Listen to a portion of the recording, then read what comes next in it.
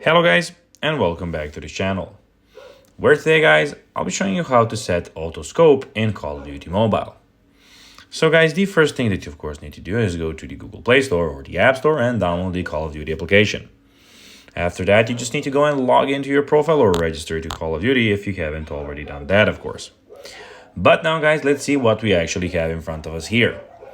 So, as you can see, in the top left corner, we have the achievements, and in the bottom left corner, we have your store.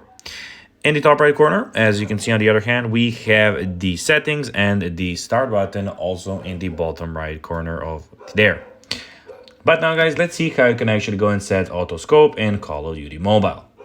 First of all, as I told you, launch the game on your device and tap on the gear icon at the top right corner to open the settings menu. So it is like this, and you'll have the settings menu opened like this. Then select the basic tab from the left hand side menu. So it is the second tab, as you can see, the basic tab. You need to be here and tap on controls. Then choose the simple shooting mode, also known as automatic mode.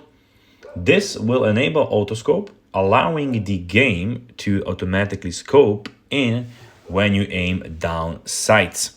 So it is of course a thing that is pretty useful.